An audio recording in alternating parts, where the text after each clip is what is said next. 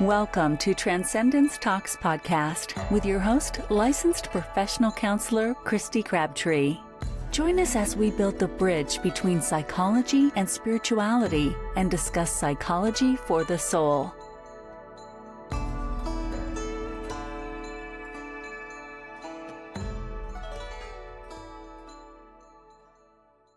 Hey everybody, welcome back to the show. Today we're diving into the evolving world of plant medicine, consciousness, and the intersection of law and visionary leadership. Our guest is David Mersky, who brings over 25 years of legal expertise as a New York licensed attorney and a bold entrepreneurial spirit as the CEO of Psychedelics since 2017.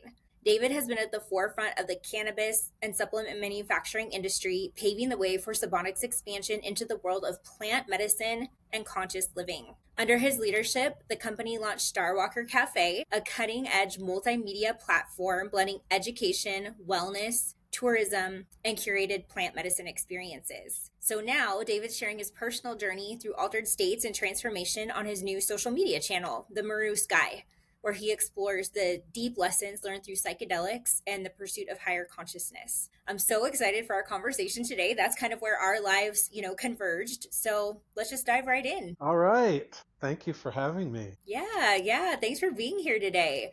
We are newly acquainted, but seem to have so much in common through this psychedelic space. And and I feel like it's those commonalities that really piqued my interest, because what I'm noticing as I get more and more into this space is these shared experiences, if you will, that people in this space seem to have and can relate to. It's funny that they talk about psychedelics being hallucinogens, and I'm starting to feel like that is a almost like condescending term, because hallucinations don't, as a psychologist, right, they don't have wisdom inherent in them. There's no shared experience in what we would call a hallucination. But I found our conversation so fascinating because we did have these shared experiences. There is inherent wisdom in them, and they're certainly not hallucinations if they can really relate to humanity as a whole. I hear what you're saying.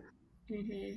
It's always an interesting question. And when I talk to people that are new, that are questioning this and questioning the wisdom that people that come out of journeys like to communicate to other people, and a very common question is, well, how do you know that what you're seeing is real and that it's not just this figment of your imagination? Again, back to your hallucination comparison. And my response is, listen, it's not about me proving it to anybody.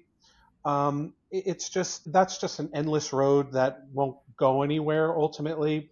And what I like to focus on is, you can call it whatever you like, but what you can't really deny is the unbelievable positivity that results from these journeys and experiences, these things that I have helped communicate others to shepherd them onto this path and see the happiness that results after they've experienced these things for themselves. And so I say that that's really the only thing you really need to be concerned about, is that the changes that permanently affect your life in a positive way. Absolutely. That's so true. And I'm wondering if you feel comfortable sharing some of those experiences and how they shaped you. Because I think people, like you said, if they haven't experienced it, it's an ineffable experience, right? Which is the definition of spiritual experience. It's hard to put into our human words, but sometimes the outcomes are easier to translate. And so what does that look like for you personally? I've had so many different types of experiences, right? Somewhere I've encountered beings and entities, which is, I would say, not the most typical for me, but certainly has happened a number of times.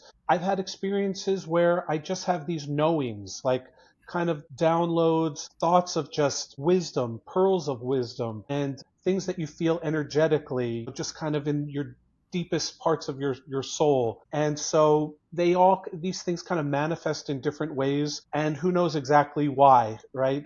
Right. So they're all kind of different. And one thing that I could summarize that really was very impactful to me was one of my early ayahuasca journeys. I was sat down next to a young lady. Everyone seems young to me now, like as I get up into this space, but she was a nice young woman. And I had only had a couple of experiences. And while we were talking before the ceremony, I said, well, how many have you had? And she said, I've had 45 ayahuasca journeys. Mm-hmm. So these things are all different for so many people. And, the goal isn't to have as many as you can, or that you're going to get more experience if you do more, because I always start by saying it's a calling, right? And I've had long times that go between my ayahuasca journeys and other psychedelic experiences. It's like when the timing is right and you feel right, it's good for you, and because the set and setting is so so important. Yes. But I asked her, like, out of these 45, are there themes, general themes that you could take, something that like a perspective that I just didn't have, not having near that kind of exposure to the medicine? And she said the similar thing. Look, they're all different. But what she did say that was really interesting was that your life is a journey. And so as I entered into that particular experience, sitting right beside her, it really kind of set up that experience for me, in that I kind of have an understanding now that maybe every day, every second of every day that we exist is almost like a ceremony unto itself. Whereas, like, when you get exposed to the sacred geometry that you'll see in ayahuasca and other psychedelics, you see there's a code there. You see there's some kind of formula that we'll probably never meant to understand as humans, but that we know is somehow integral into the experience itself.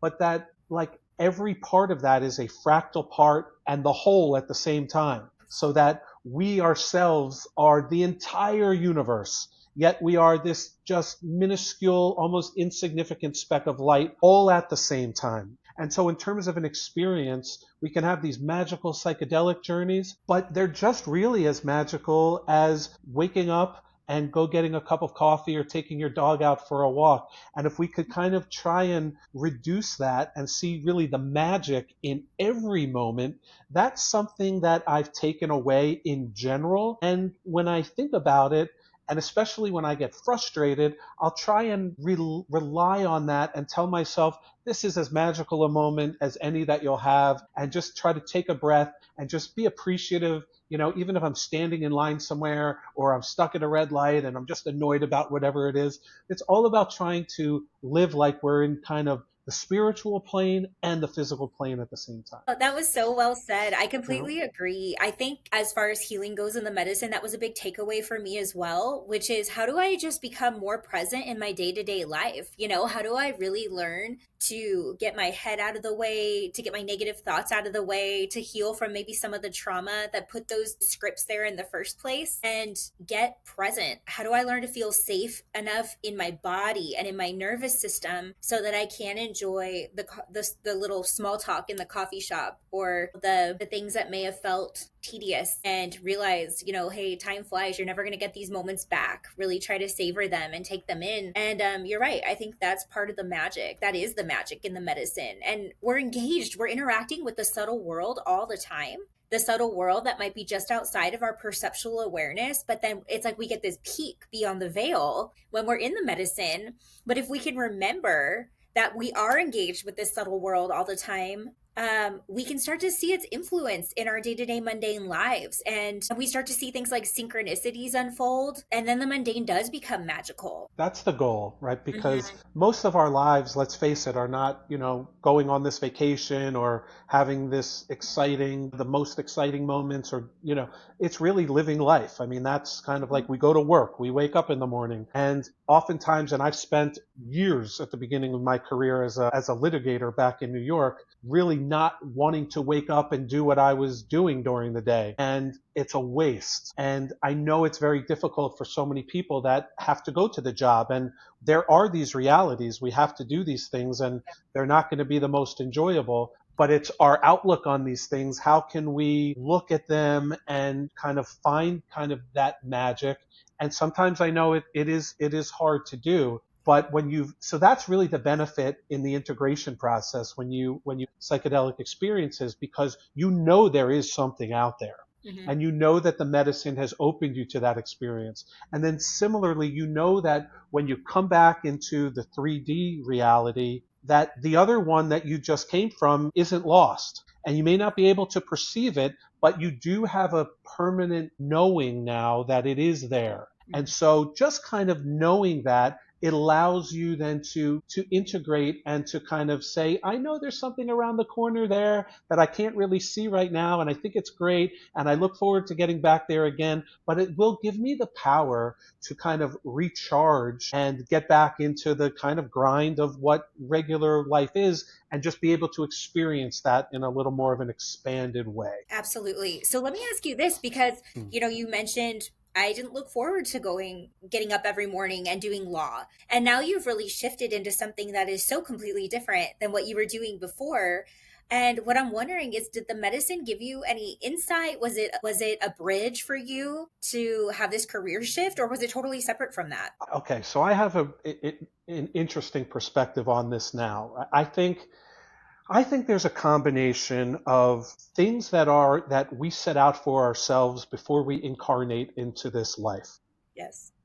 I just have these thoughts. And let me say that these are kind of working hypotheses for me, right? There's nothing that I'm ever going to be able to prove to anybody. These are things I think about myself, and they are influenced by not only experiences I've had, but people that I listen to, wise people that have a lot of experience in these spaces, and people of varied disciplines that weigh on this. And so I put these things together and developed kind of a working theory that I think we have themes that we set out for ourselves, and that to come into life, to come into a human body, and that we've had many, many, many of these. And so, kind of getting back to the initial conversation, I think that in one way, if you've had hundreds of lifetimes, you can look upon it and say that an individual life has not really much significance Sure. because we've had so many. And I like that kind of feeling in a way, because it gives you the understanding that maybe everything isn't so serious, and that don't worry about this because you'll have maybe 100 more lifetimes to go figure that out. And Yeah. so in this regard, like, we just relax, because there's nothing that's so bad that's just not going to be fixed, and none of it really, really matters. Mhm. On the other hand, at the same time, this insignificant little life that we have, and every hour in it, and every second in it, as we were just discussing, is as important as any moment will ever be in the oceans of time. And so it's so important, and it's not important. And so we kind of have to, let's like kind of just, ride that sort of both sides of that wave at the same time, and kind of go at it like that. So, I feel like we have themes, Yeah. although I think we have free will. So, this is the interplay that I think makes life so interesting, so that, hey, are you going to do this thing that you don't like, or are you going to make a change? And I think there are opportunities for us that are boundless, but we do have to make a change, because if you don't make a change, maybe we'll encounter that in another lifetime. That's right. But we're here right now. So I think there's both. So I realized this has been an evolving process for me. I went from never doing a psychedelic in my life to ayahuasca, just like that, overnight. Yeah. Yeah. That's a big jump. Now, I had, and I'm beginning to talk about this, like a very traumatic experience that happened to me that led me to the medicine. So I think these things maybe are planned out, or we set them out for ourselves, and then we're kind of forced to encounter these themes, but have the free will to decide how we kind of respond to them at different points in our lives, perhaps. And maybe I learned a little later on that I needed to maybe see what those milestones were, or the markers, or the synchronicities, and then finally say to myself, hey, I think it's time maybe I look to do something else, because this isn't really working for me, and let's go see what that is. And I don't think we can make any wrong decisions, actually. I think like the universe will kind of route us where we need to go. If we miss the marker at one time, we'll probably be faced with another opportunity to make a choice again. And maybe we'll make the same choice, or maybe we won't. And so I like to look at it like that, because everything is sort of free for us to do. And this is a playground that we're in on this earth. But I think that we do come in with different goals and things that will help us on our spiritual journey. Yeah, I love that you're talking about these dialectics, because these polarities, these dialectics can be really hard for us to wrap our head around. Hmm. And you hear these debates often. Well, do we have free will? Or, are we destined for something? And what you're speaking to is, yeah, it's both. And sometimes it's our free will that sets up our destiny. I mean, like you talked about us being these fractals of the divine, having these experiences of separation, but also being a part of something bigger, being a part of the one, another dialectic, another polarity and truth that we tend to come to these awarenesses all together whenever we have these medicines, which is so interesting because I do agree with this theme that you're talking about, that it's as if our higher self co-creates our life plans or our soul agreements with the divine and says, hey, here's the things that you're going to learn. And guess what? You're going to set up some really tough challenges for yourself along the way. And it seems like when we get knocked off course, the universe, God, source really has this way of making us really uncomfortable. And in that discomfort, we can choose to surrender back to the path and be nudged gently or not so gently back on. Or we could choose to continue to resist. And I feel like in that continued resistance is where disease starts to come in. When we're malaligned with our spirit and our humanness is really fighting it, we kind of close ourselves off, and that life force energy really can't flow when we're closed off and protecting ourselves, because that discomfort becomes so great. And I think it's that disconnect between our humanness and our soul that sets us up for emotional and physical issues, right? When we just feel like, I'm not feeling passionate anymore, I'm feeling discontent. And it's like, well, because we're not doing the things that we're supposed to be doing. Granted, the challenges are very real. They're very real and they're painful to walk through sometimes. Free will and destiny seem to be true in this case, I think. Yeah.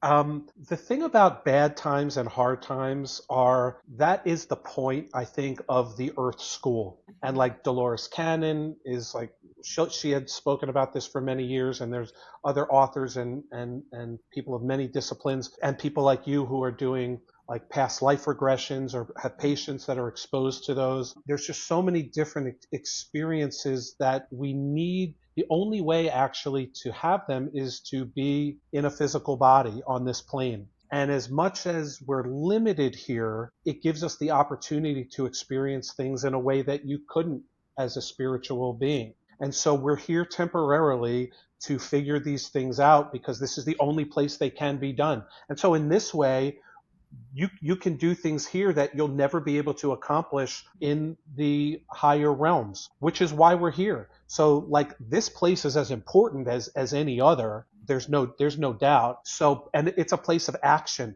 So this is the place where we can put together the formula of your feelings, your intentions, and your emotions, and combine them with some action that can then bring about the things that you want. And that's really the essence of manifestation. But it's not enough to sit there and just wish and hope for things. This is the place where you actually have to put your shoes on and go out and do something. However, the universe will start to work in ways that you won't perceive as your human self, and will incorporate the actions you're taking with your intentions to help manifest those things into this reality. So it's all about working together with all the different facets of existence. Absolutely. What a beautiful perspective. I want to go a little bit deeper. You mentioned something really poignant, and I feel like this has been my story too, is that the traumas that we experience that lead us to the medicine are often the very portals that really rebirth us into our true purpose and allow us to step into our more divinely aligned soul plan. I know that was the case for me, and whatever level you're comfortable kind of sharing how that led you back to that path, I'd love to hear a little bit. So I realized I had come through a devastating time personally that resulted from a major lawsuit, a major litigation, which was interesting as an attorney because I had never gotten to see that side of things when you're representing people. So it's really interesting as a lawyer. And the same thing would be as any kind of practitioner, if you're a medical doctor who becomes a patient, let's say. That can be a major, perspective change to be able to see kind of the duality of things like that. So I got to see from the other side what that was like. And this experience killed me in so many ways. Successfully emerged from this. I was sued for $79 million. Oh my God. gosh. Okay. I emerged from this after 6 years with not having to pay one penny, and all of the difficulties that I had to encounter in this were then gone. Nonetheless, what I had to experience and go through over 6 years devastated in business, devastated totally financially. I had seven figures, multi-million-dollar legal fees. These were things that threatened my family in every way you could imagine. And I was living basically in fight or flight every day. And people that go through this, and look, there are situations that I would never compare my kind of suffering to, obviously. Sure. I mean, people are held hostage right now in unthinkable situations. People have experienced sexual assaults. So I never want to compare anything that happened to me to being this was really bad or anything like that. And I advise other people not to do that, right?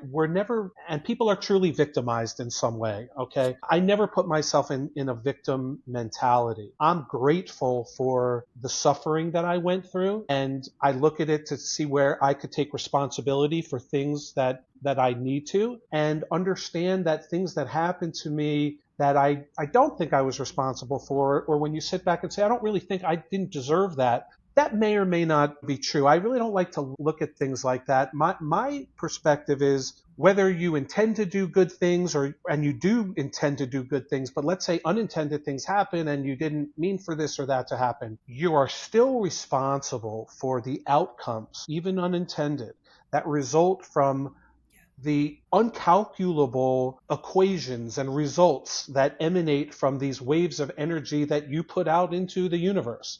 And so, deserved or not, it's not really a question. This is a life experience and you're going to have it, and let's make the most out of it. So, but when you're in this fight or flight, like I woke up every day not knowing like what was coming to my door. I mean, just panic, right? For like day after day, month after year. Yeah. So you can't evaluate when you're in this war kind of zone what, you're fighting every day. So you're so locked into it that you can't really see it's unhealthy, and it takes a major toll physically, emotionally, on your relationships, on my marriage, my relationship with my kids, every which way. And then you're trying to figure out what you're going to do in the world. How am I going to pay the bills? How am I going to keep the lights on? How am I going to feed my kids? Like everything at that traumatic, like of a level. So it finally, I say, successfully resolved, but it resolved where it left me like permanently scarred, right? And so I'll compare that to like when the soldier comes home, although I'm certainly not making that comparison. Right. But that like you have this trauma that you like are living in, where now I'm conditioned to asking myself, okay, where's this threat coming? Where's the next problem coming? Because all I know is how to deal with problems now. Oh yeah, you're in a loop of hypervigilance. Total loop. A And that's total loop. real.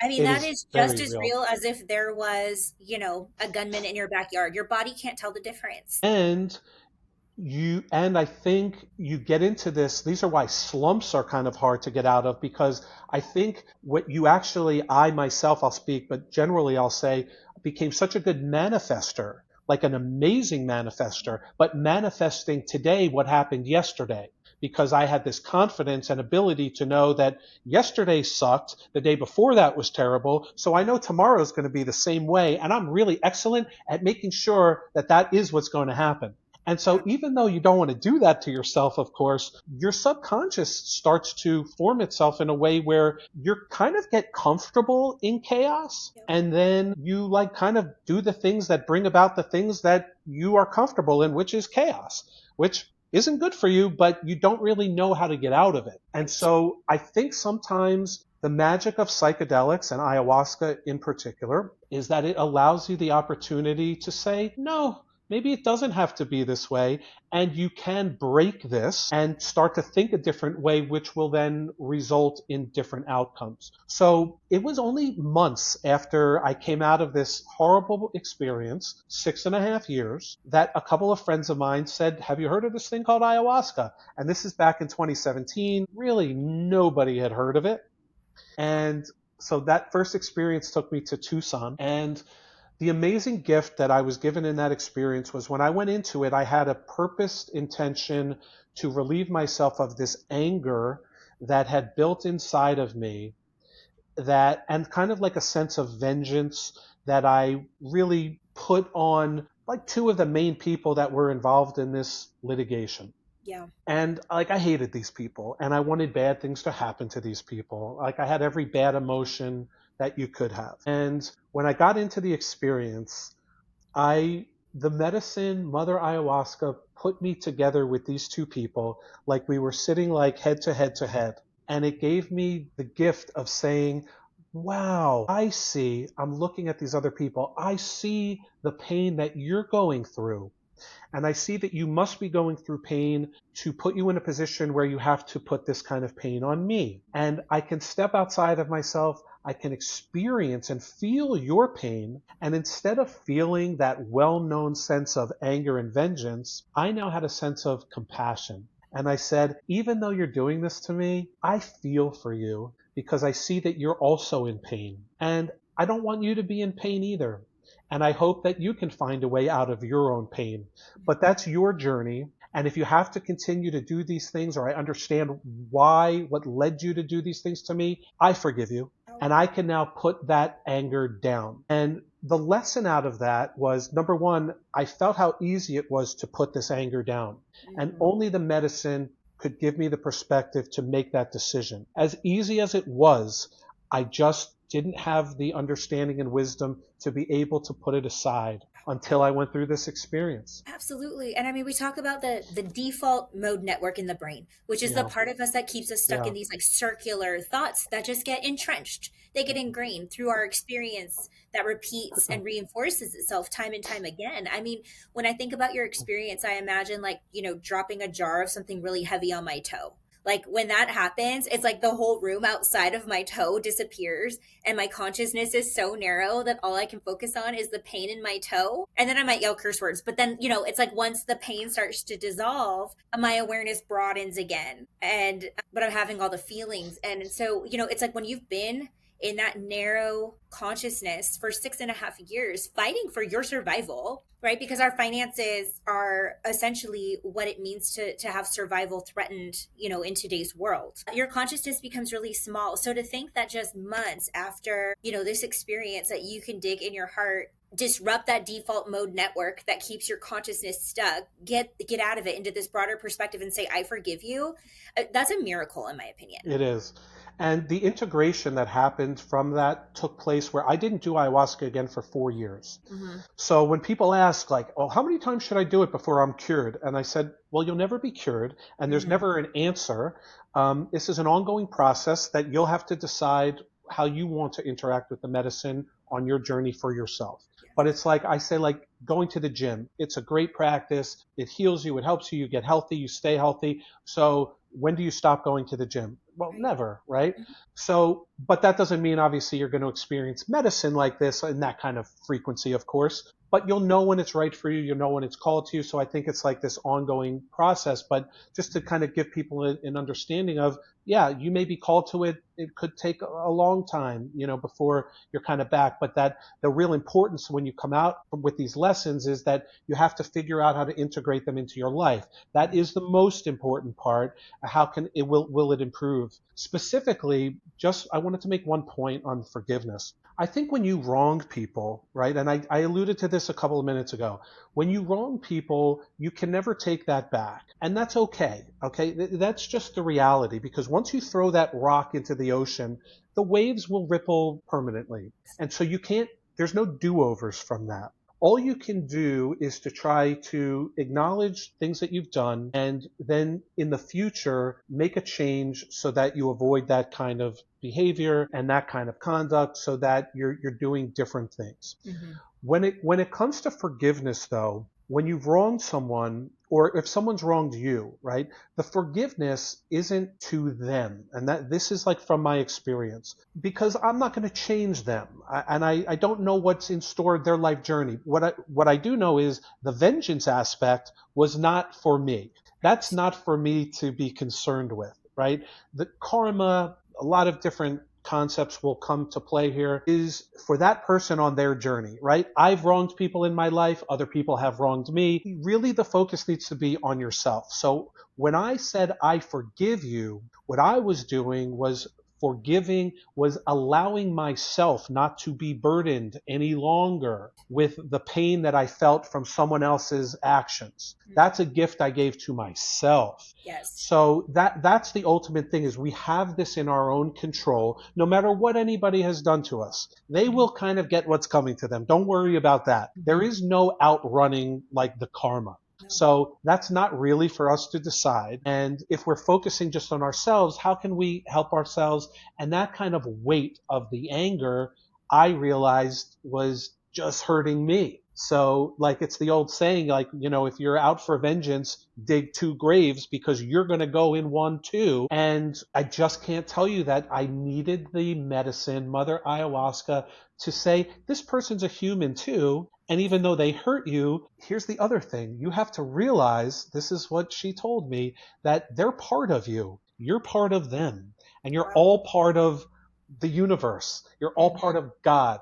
Whatever religious kind of interpretation you want to bring to that, we're all the same here. So when you can start to even realize that, and even just have a glimpse during the journey itself that, wait a minute, I do know what it's like to feel like that person is part of me. Now, when I come back, I may forget that. I may not tap into it the same way, but I know that I did feel that. And so these are the little gems that you take to be able to become human again and say, okay, but wait a minute, the person at the light, the person that's yelling at me, the person whatever, why are they just yelling at you for no reason? And instead of being angry, you say, they're going through something, obviously, because why are they mad at you and you didn't do anything? So feel a little bit compassion for them. Don't sidetrack yourself with the anger and then get kind of taken into that energy. You don't have to do that. You have control over yourself, but have this little bit of compassion, and then let's start to expand our understanding of what this consciousness is, what humanity is in general, and have that little bit of perspective, and that makes us happier. That's made me tremendously happy. And what a deep sense of freedom to know that I have sovereignty and autonomy over my own emotions, that they don't dictate and rule me. Yes, but I have the sovereignty in my body and the safety in my body. Yeah. I can forgive you, and I get to have boundaries around that. I get to say, hey, I forgive you. You're also not going to sit at my table. Correct.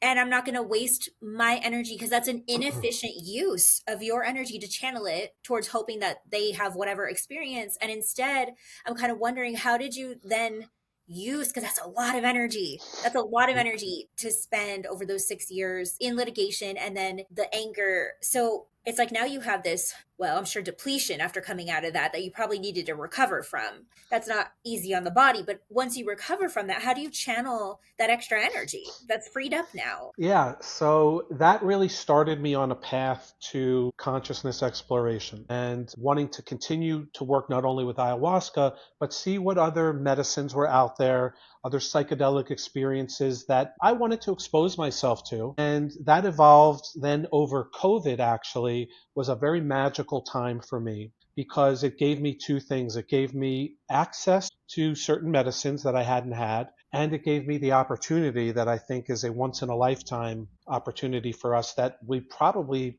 and hopefully in a lot of ways, will never have to face again. But the understanding that we all know now that time stopped, and effectively time did stop during a large part of the COVID, especially in the beginning, where we didn't have jobs anymore. We didn't have careers anymore. Nothing mattered anymore. We could just say, I have like a week right now where I could just shut the phone off and nothing is going to happen. So as horrible as COVID was in so many ways, it did give us this magical opportunity to be able to sit back and experience certain things. And so that's what I did. And so I had experiences with mushrooms, MDMA, LSD. I think that was primarily it at the time. Yeah. And I started to then have different experiences, see how certain things were in common, certain things that worked maybe a little better for me, and then expand my understanding of what this meaning of who I am,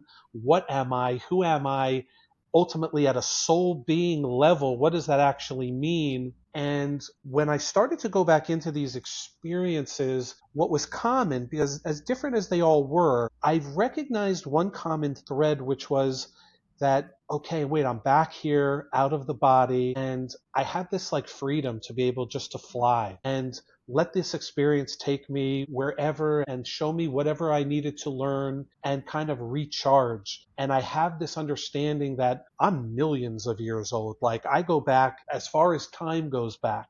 Like I'm part of this whole big thing. I'm this little tiny component of it, which is true, right? But this whole wonderful thing, as grand as it is, as unexplainable as it is, as magnificent as it is, would not be the same, would not be what it is without me. Yeah. Right? And it's like, I am this whole thing, right? So it's such a wonderful, empowering thing that you are this wonderful soul and you're here to do great things. You're having this wonderful opportunity to be in a body. And so let's kind of explore and play with that and just be in gratitude, like as much as you can. And so again, like when things get really hard, I say to people, sit down and make a list of the wonderful things that you have right now. And that kind of takes you out of that victim mentality, that mindset, because you're worried about, oh my God, I got screwed over this, or I don't have that, or I didn't get this promotion, whatever it is. Tell me what you do have right now. I'm healthy, really. Let's start there, because people that have a horrible health experience, they've got one problem. You've got 1,000 problems, right? You can rattle them off and make a whole list. But when something like that hits you, you've got one. And would you trade your problems? I don't think so, right? So tell me what you're thankful for. Man, I have legs. I can walk today. You can walk? Wow.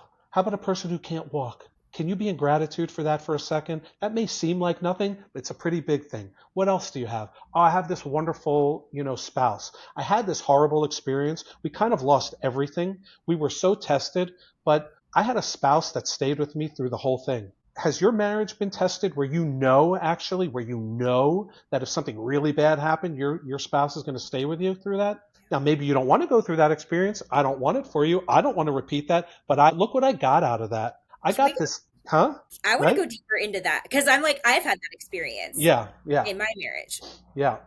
Oh my God. And what is on the other side of that deconstruction when the shit Yeah. hits the fan? Yeah. Is so beautiful, the rebirth, because it is a foundation that is like rock solid. Yeah. And so yeah, when you talk about gratitude, I know for me that's at the top of my gratitude list, is a husband who I've walked to hell with and back, and we came out stronger on the other side. It is the most spiritual experience I think you can have in a body.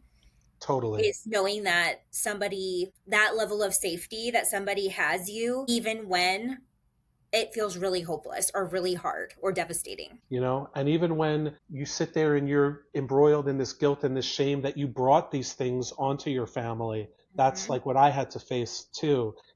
Like I feel so badly that I've done this, and yet here my wife is, and she's my rock, and she's there. And it's like, like when you wake up in the morning that someone has you, and you have this trust, it's such a special thing. And so I go back, I'm married for 30 years. I got married right out of college. So we were like kind of together almost as like kids, like literally late teenagers. And so when you spend almost like a lifetime with somebody, you can't duplicate that. You have this magic between you, and when it's tested, at least you can come back and look and say, wow, I really appreciate you for staying, valuing our marriage, our relationship, our kids, so that we could show them and be examples to them of what it really looks like to have a loving marriage. And I'll be the first to say, like, I feel like I got the better of the deal in my marriage, right? I lucked out. Right. And so another way, like I think from the marriage perspective that I've learned is, because there's always challenges, right? And you're going through stuff and you're going to be angry and mad sometimes and all the good, gooey stuff we all know, is rather than to, and I use this as in business as well, is again this is the psychedelic tool, is put yourself in the other person's shoes, see it from the other perspective.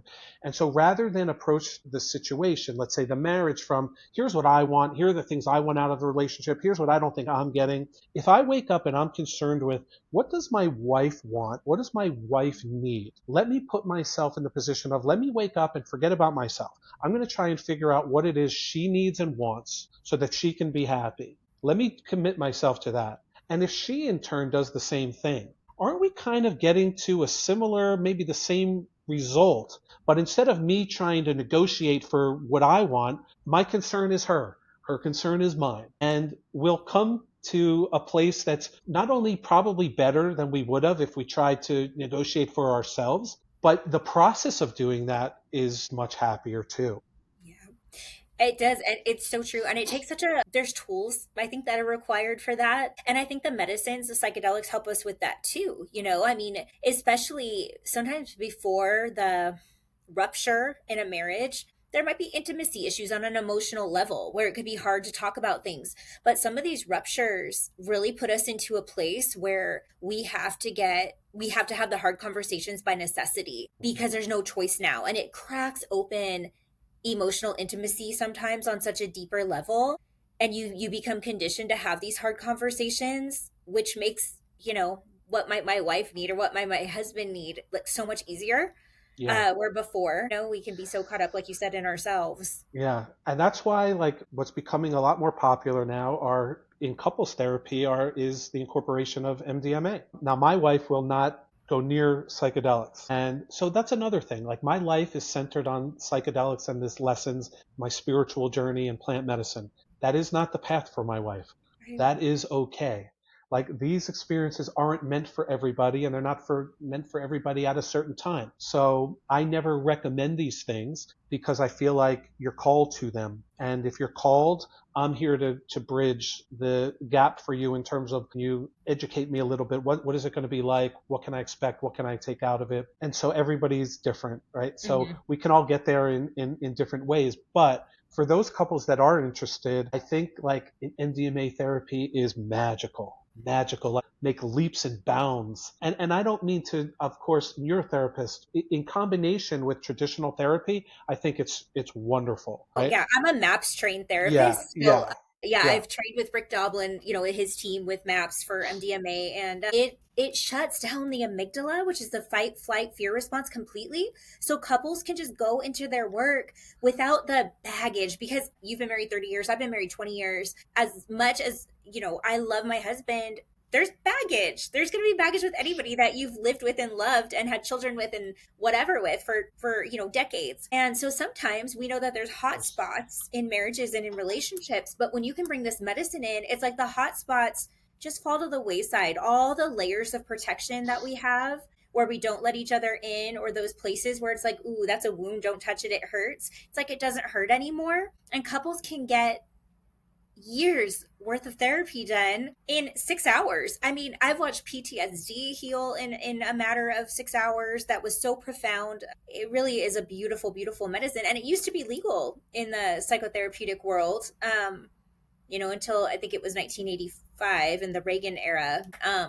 Yeah. So it's coming back though. I mean, here's what we can say for sure, that the road may be kind of slow and it's fragmented, but we are absolutely going in the right direction. We're not really fighting upstream anymore in this. It's just a matter of time. Of course, it's a matter of safety and public safety, and we should all be for that. In that regard, we have RFK Jr. now in Health and Human Services. Like that's going to be his personal experiences and family experience with psychedelics is encouraging. And the new nominee for Surgeon General is a really big plant medicine advocate, I think primarily from psilocybin, from mushrooms, and maybe more, but at least that in a really big way. I don't know what's going on with that nomination, but it's really interesting that we're seeing like leading medicine or physicians and people in the medical field starting to get behind it. In addition to the studies, clinicals, the stage 3 studies that are showing just unbelievable results with no toxicity.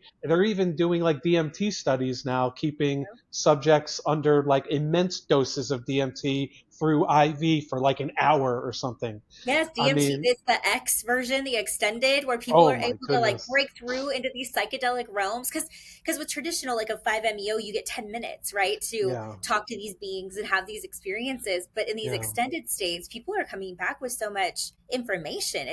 We're living in really exciting times, revolutionary times. I think that the medicines are, and that's why when we're talking about the term hallucinogens and when we refer to these things as drugs, and they are classified as drugs right now, these are Schedule 1 substances under the Controlled Substances Act, right? But I think that the labeling of these substances is purposeful too, and the connotation that we put on them by calling them drugs has accomplished this kind of fear about exploring them and what they can do. And the other part about that is there seems to be like a thinking that there's kind of a lesser than people that are looking like in the plant space that are looking to escape life or that don't have enough within themselves and are looking to an outside substance in order to kind of gain these understandings or salvation. And my response to that is, you need to eat food, right? You're not going to go far without food and water. So your physical being isn't enough on its own. And the plant medicines are as much a part of who we are, our existence, our spiritual existence. They're as important as eating food, right, for us, our sustenance. And we must nurture that part of ourselves at the same time, because we are this mixture, again, of the spiritual being in the physical body. Right. And so I constantly want to bring the messaging back to that. We are spiritual beings. Okay, so we must take care of that, and it's as important as the just basic physical components of ourselves. So we must take that into account. And that, by the way, that these entheogens were part of early religion, a lot of religions. And so my partner in Starwalker Cafe, William Henry from Ancient Aliens, we're trying to bridge the gap between, well, who are the aliens and what are they? How do they interact with us? Because we see them all the time, by the way, in psychedelic journeys. Yes. So they play a part here, and we know Egypt plays a big part here too. And so, there's just a lot more. There are questions that we need to ask here. And so we need to this is not about escaping. In fact, a lot of times I go into the journey process, it's a difficult, decision, and it's uncomfortable and it's threatening to the ego, and it's not so easy. It's not recreational. We may have phenomenal experiences, but I go into it with a tremendous amount of respect and really awe. Because when you see what really is out there, to whatever extent you can understand it as a human, you know immediately that there is something beyond explanation, that you are going to be forever changed, that there is something out there. And I mean, I can go into one of these experiences in DMT where I went to heaven, but once you have that, you know that there's so much more, than meets the eye. And so, you have that just healthy respect for it, because, it's a major transformational experience. Beautiful. I want to highlight a few things that you said, because I completely agree. I like to discern drugs as something that takes you away from yourself and separates you from self, a dissociant. Medicines bring you eye to eye. It's between you and you when you're in that medicine space, and you have to look in the places that you've dreaded looking, the places that people run away from. I feel like the psychedelic users are the one who's like, hey, there's a fire, I'm gonna run towards it, instead of run away. And it's brave. Exactly. It's heroic. It's a vision quest. It's a journey, and it is tied into every facet of early religion. I was actually just listening today to something talking about how the Ark of the Covenant itself, right, the way people had direct communion with God, that the Ark of the Covenant was made of acacia wood, and that those instructions were very specific because acacia woods, not all, but some, have DMT in the wood. And so it's very suspicious to me that the instructions for communicating with God are linked in that acacia wood that's covered in gold, which is a transmitter, as you and I know. And that combination, would lead to some pretty profound revelation, right? Via Moses and via all these other people in history. And I heard that the Ark of the Covenant and the instructions that it was built in fit right into those sarcophaguses in those pyramids in Egypt. So anyways, I think as long as blood has run through the veins of humans, psychedelics and other drugs have run through them too. And I have a theory personally,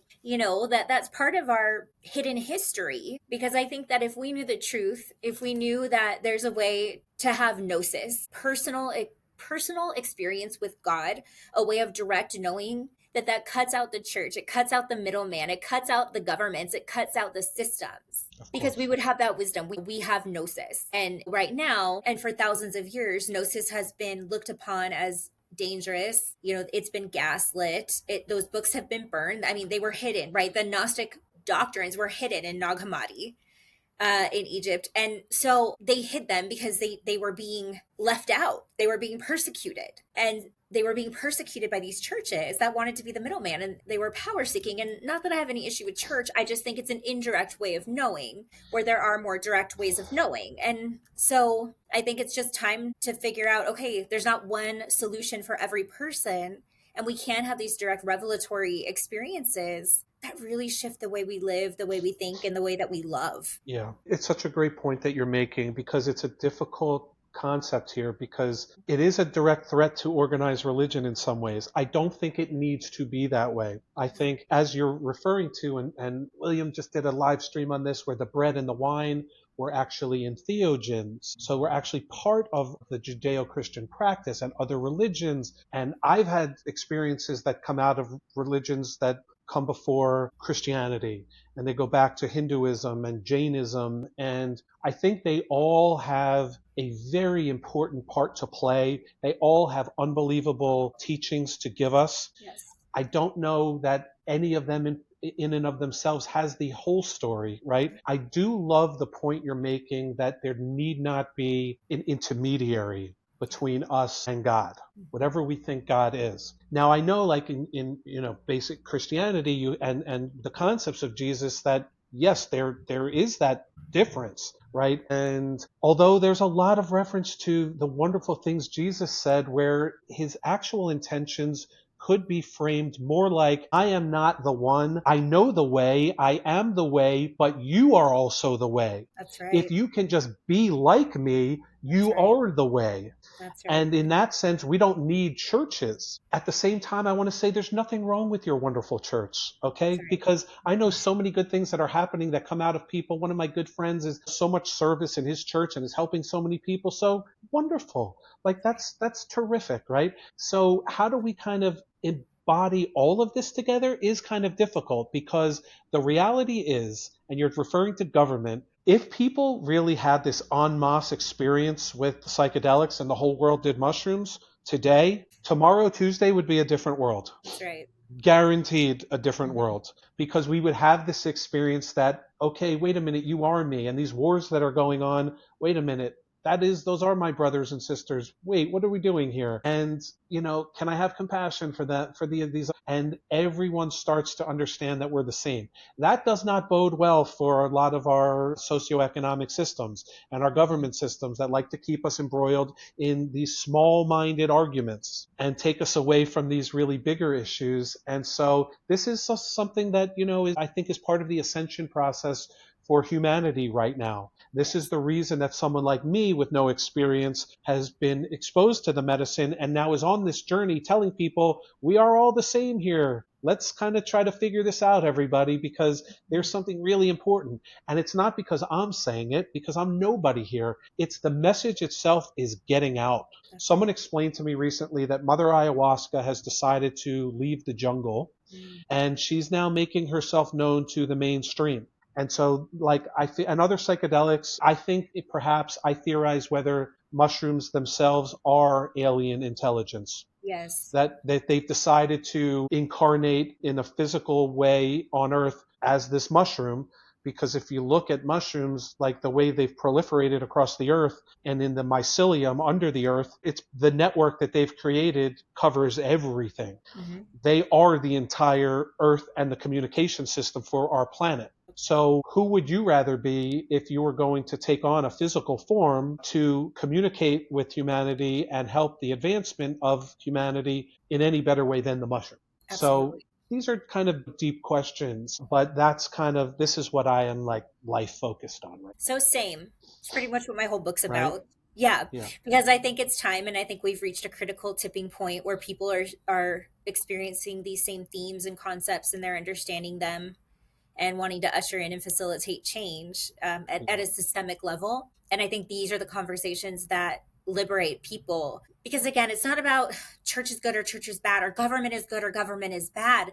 It's about sovereignty. And when we own our sovereignty, we own our power, and we stop giving it away to systems that could be potentially abusive or that are perpetuating fear narratives that drive separation instead of unity. And so these are a threat to them, but only in that way. It's not a threat if they have an intention for unification or for healing or for the betterment of humanity as a whole. Yeah.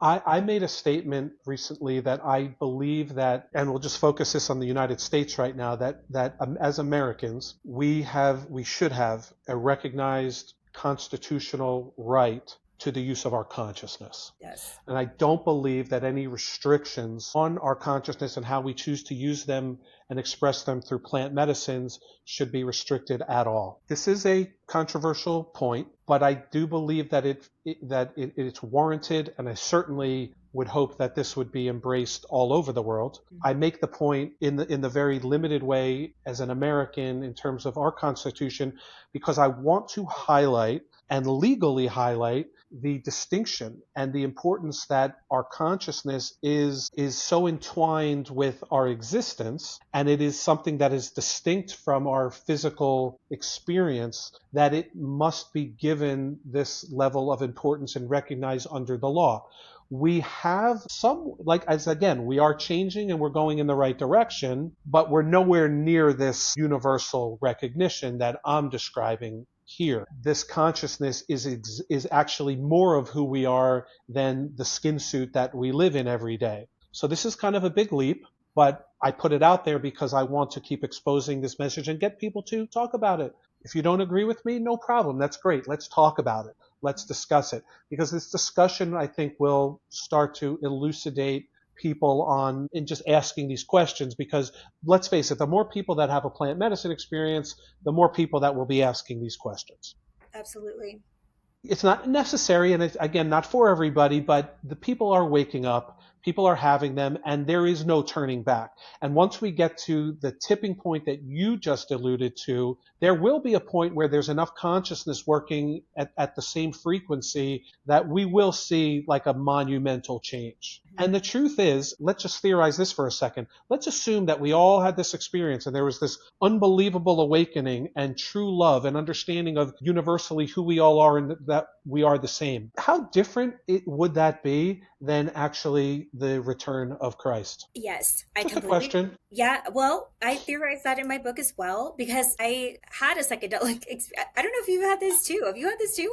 I had a psychedelic experience with Christ, who, oh my gosh, I get a little emotional talking about it, but I'm so glad Yeah. you're saying it because, this is something that feels important to me as well. And I'll be honest, I didn't have much of a relationship with Christ growing up because I didn't grow up in the Judeo-Christian belief system. My Yeah. parents didn't go to church. I never attended church. And so I just felt like, oh, well, I think his message has really been like relegated to Christians and kind of original sin and these concepts. So anyways, I've kind of avoided his message, but he came to me in direct experience and clarified a lot of that for me. And I saw this DNA strand that over his heart, and it was moving, it was spinning, and a Merkaba, and that light energy body, right? It was these triangles, and it was spinning, and that was the transmission. There was no words, but there was an understanding that when our DNA and our Merkabas are activated, that when we can travel into these other dimensions, especially the dimension of unity consciousness, like you said earlier today, Christ never said worship the church or worship me. He said be Christed, be me. And in my opinion of Christ, after having this very intimate experience with him, I have come to believe that he just wants us to embody as much of that God source energy within ourselves that we possibly can. And when we do, it expands our consciousness, expands our awareness. And he said, all these things that you can do, all these things I can do, you can do and more. Yes. And more. Yeah. And so the story of Christ is just beginning on our planet. And I really think that he's returning in the flesh of all of us through our DNA, through our activated Merkabas and light bodies. And that it's our divine duty to love one another the way that he loved and to carry out his teachings through our life experience. Yeah. I mean, you couldn't have said it better. And so I don't want to confine this understanding to Christianity because it really pervades all religion at some part, right?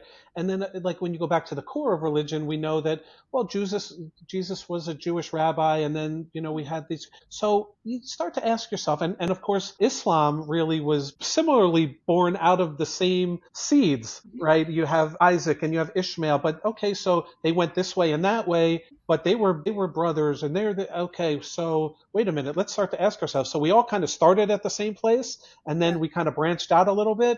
And then you ask yourself, well, the Bible really was a combination of books that were written over 1,500 years, maybe, if I'm not mistaken, and that certainly man had generations to get involved and figure out which books go in, which books go out, and what we're not going to teach anymore, and develop these certain practices and customs. And so again, like, yeah, this is the time for the return of this Christ consciousness, which can apply to like anything.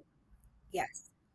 I had an interesting experience in ayahuasca where during a very trying time in the journey, physically very taxing, where I had like the crap beat out of me. I felt like I was just like from one side to the other extreme. I was left kind of, this is really where I learned presence, where just like, it's like, we're going to take it out of you until you appreciate just being, right? Where like you have nothing but just being. And it was a magical experience. At the worst of it, at the height of it though, a vision came from very far back and then came right in front of me, and it was Adolf Hitler.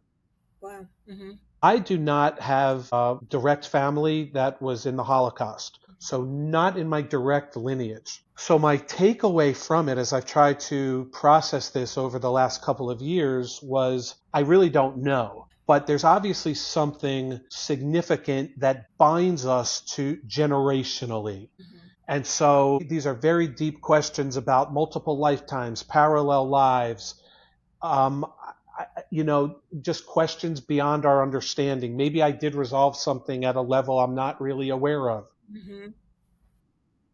but that like it extends beyond our sense of time and existence. And so whatever religion we come from, I think also part of our life journey is to experience what life is to be in every religion. What was it like to be a Hindu, a Muslim, a Christian, a Jew? What is it like to be a man, to be a woman, to have all kinds of physical incarnations that just span the gamut? And then how does that inform our soul about what it is to be alive and human and to have, all experience? So, and that's why there is no good, there is no bad, there is just experience. Because as a soul, wow, I've had these really, really difficult times. Well, wow, look how much fuller you are now as a soul because you have these understandings. So to skate through life with like nothing bad happening to you, which happens, right?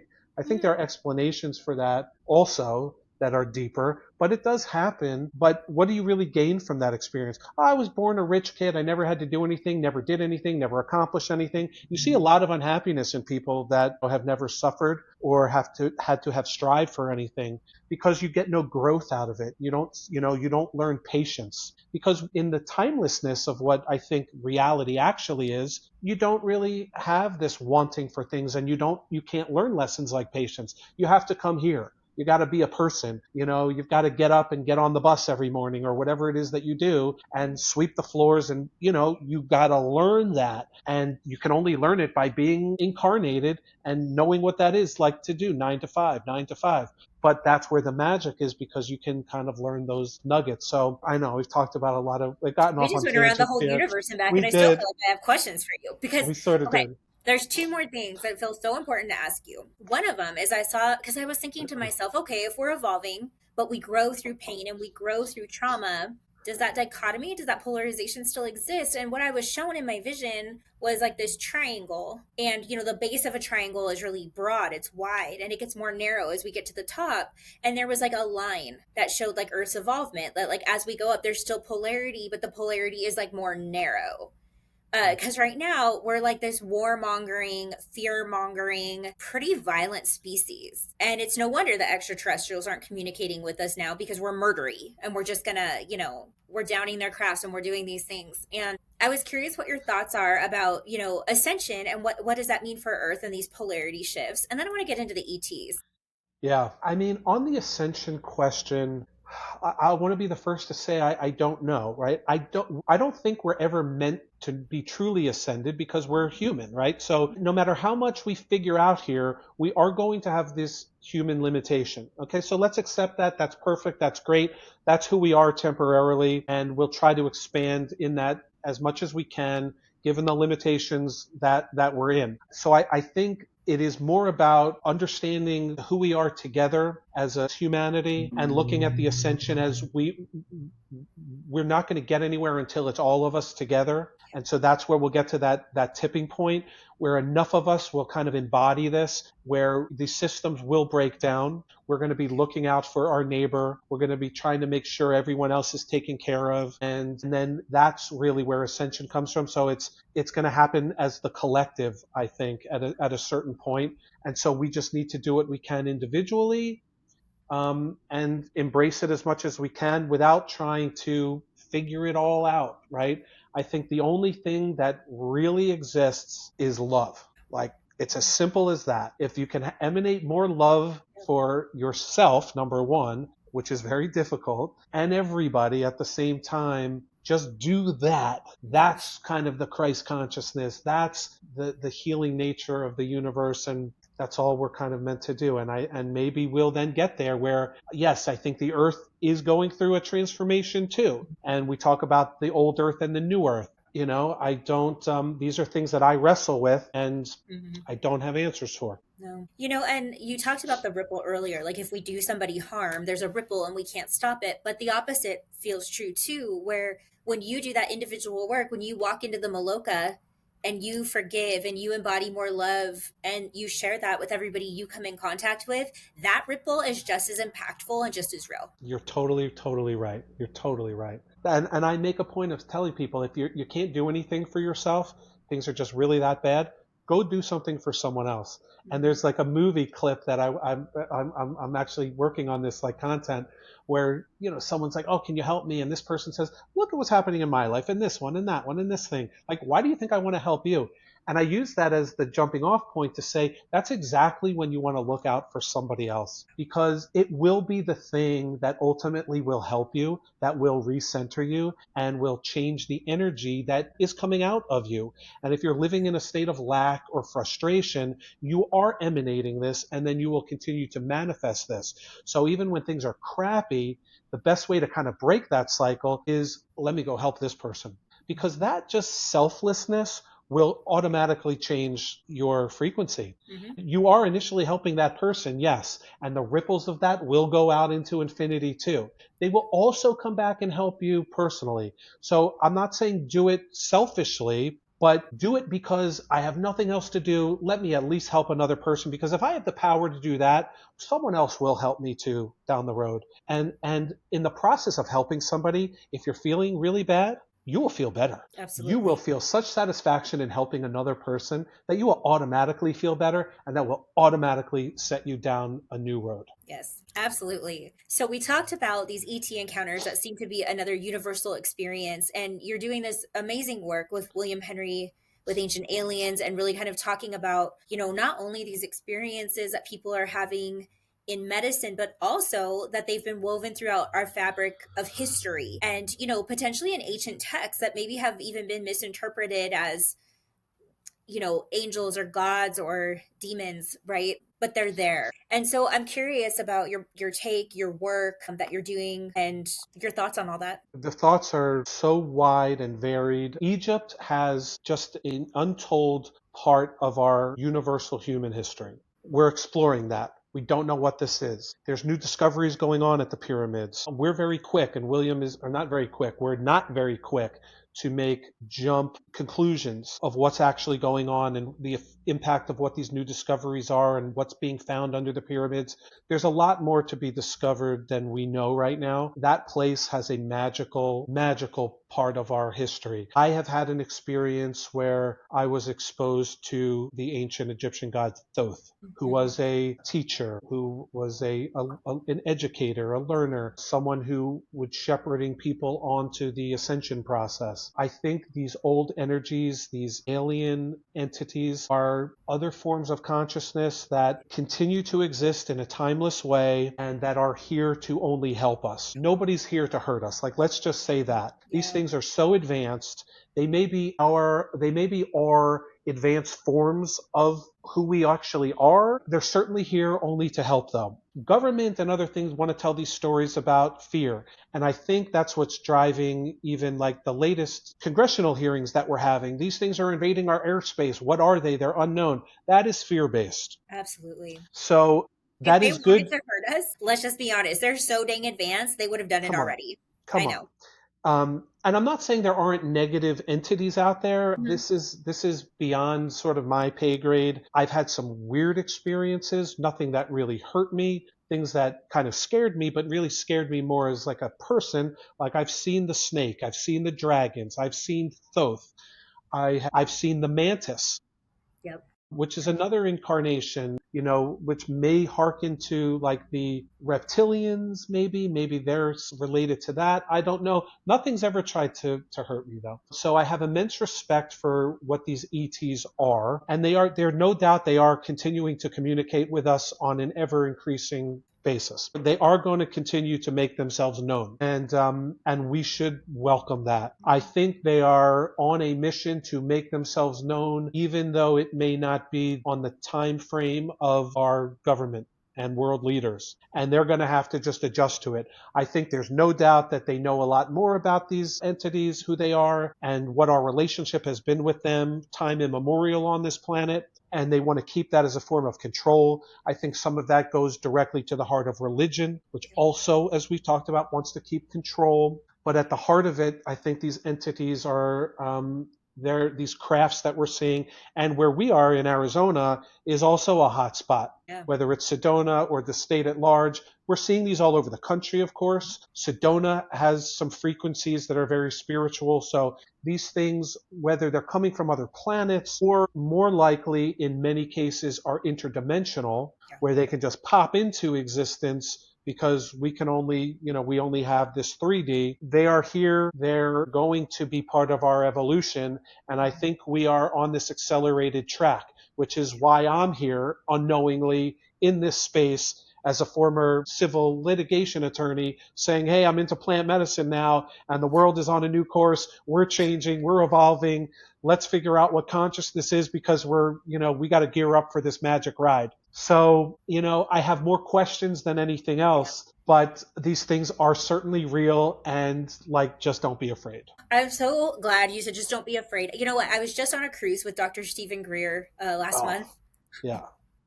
We saw so many crafts. I actually had an encounter with beautiful beings in my stateroom, of all things, and no medicine, right? There was no plant medicine in that. Yeah. But what I can say is Dr. Greer does such a beautiful job of reciting the puja in Sanskrit. It's a prayer in Sanskrit. And then we play these tones and do this meditation that changed this frequency of our consciousness, because it's in the raising of the consciousness that we can kind of go up to their level and they can meet us halfway and start to partially materialize. And we have these experiences with them. And I've also personally had experiences with them on medicine, but I find that the vibration of the medicine is so high, and it builds this bridge for me to elevate my consciousness to their level, at least temporarily, to have these experiences. And again, it's such a universal experience. And you brought up a good point. Although most of it's very loving, sometimes it can feel scary, because sometimes their presence can feel overwhelming, or there is like a tangible, palpable energy. And I've noticed that they've been very respectful, at least in my situation, of working with me to clear the fear. It's almost like I use the word titration when it comes to ET contact, because they will tease you. Like, I'm going to just put a craft really far away above you. Like, how are you going to respond to that? And if you're kind of like open and curious, next time you might get a little bit more and a little bit more. And then for me, that turned into full blown, channeling them, or this ability to help other people kind of have these experiences.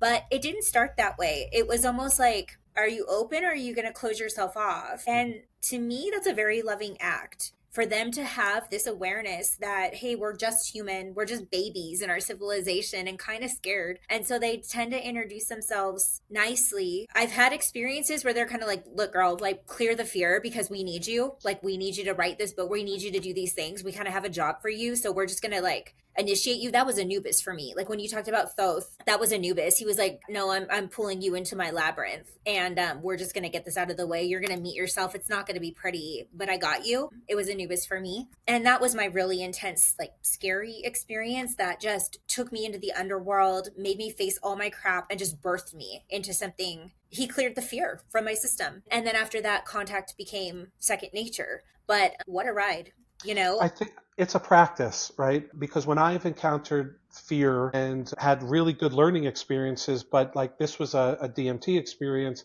and someone facilitating it for me, I was kind of finished with the medicine. Just a lot had happened. It was a lot to process, and I didn't want to really have any more of it at that time. It was just too much for me to take on, and that's fine, right? That this is like, it's all part of a process.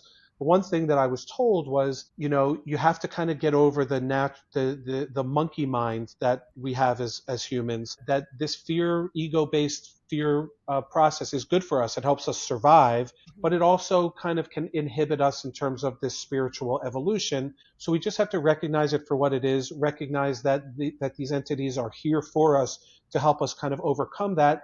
And like anything else, you may need to have some more experience with it to be able to become a little more comfortable and to maybe develop some of the tools that when you can recognize it and help you kind of get through it. And I've done that to some extent. I certainly have not overcome that a lot. I mean, fully, because I do kind of experience, oh my God, because I know what you're getting into when Oh, yeah. when you like, especially like DMT, mushrooms, I mean, anything like a real psychedelic or a real dose, you're stepping in, and you said it earlier, it does take courage. It really does. That's why they call us psychonauts. If, I don't say that Mhm. about myself, but it does. I do recognize this courage because I know that there's something better for me that's going to happen. I'm going to learn, but the process of learning I know might be scary, maybe a little painful, and certainly not recreational. Like, I want to improve myself so that I'm willing to kind of sacrifice that initial discomfort because I know there's something so great on the other side. And that's what people like me are kind of called to do it for. It's certainly not escape, and we're not getting high. There's nothing like that, because that would be the last thing I would do if I wanted to have like a nice, peaceful, recreational experience. Like, you don't want to see these dragons all the time. And I say that like kind of laughingly because it was a magical experience for me that I treasure, but like, it's hard, right? Like, It's intense. it's very intense, and I'm fine to say that, because I'm not trying to talk people into doing this, because I feel like the people that are called to it are going to come to the same conclusion I did and like you do, which is, yeah, this might not be the most enjoyable experience, but I know we're going to improve, so we're going to do it. And that's what, it's not too dissimilar in a way, right? Than like the astronaut, like, you're getting on this like spaceship, like nothing would scare me more than that, right? Like, I have such respect for the, like, I wouldn't be doing that. Like, I'll do it, in the plant medicine route.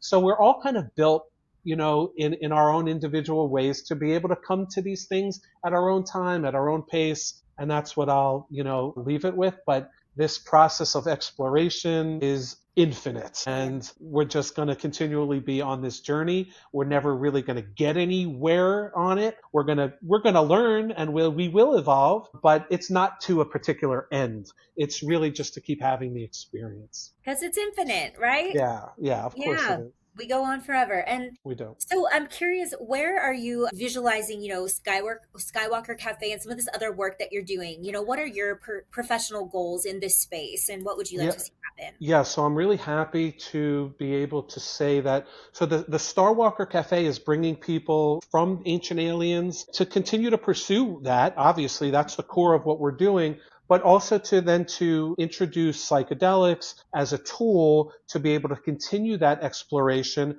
especially with extraterrestrials and this alien phenomenon. That is a component of it, and there's a growing subset of people in the alien world that are turning to psychedelics as part of their exploration process. So we're helping to expand that. And then I'm really, really excited about starting to offer medicine journeys. And so Mhm. our first one is going to be in Costa Rica, where mushrooms and ayahuasca are legal. And we're going to be bringing that type of experience, much like William does now on his tours, like in Egypt and France. but without medicine. And so we'll be introducing medicine to this for the first time. And that I have a new relationship we've established with Billy Carson, who's also someone who's really big in the consciousness space. And he does a lot of places around the world too, but also new into plant medicine. He had a wonderful ketamine experience not too long ago where he talks about how that really helped him overcome some trauma. So I'm trying to kind of be that bridge and start to offer these journey experiences to people. And then my ultimate goal, as we talked about, privately, is to be able to offer ayahuasca in particular here in Arizona, in our home of Arizona. And that is like a dream that is on my, vision board, that if I can bring this to people right in our home base, that would be so great. You don't necessarily have to travel to these wonderful magical locations, but you can also do it here. And so that's really what I'm looking to accomplish. That's beautiful.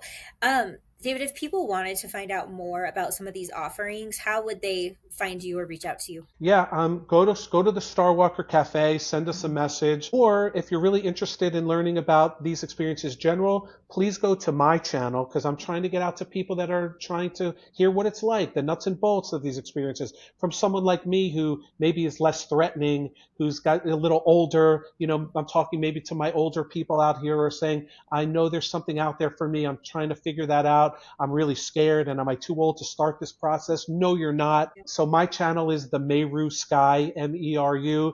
Take a look at some of the content. Maybe some of it will hit you. Maybe it will bring up some questions. Please reach out and DM me, and I'm so happy to respond to anybody to help you also on this journey. Thank you so much. What a conversation, David. I I really appreciate you. enjoyed it. Me Thank you so too. much. Absolutely. Listeners out there, if this resonated with you, please share with somebody who could use this information, because these are the conversations that are getting censored.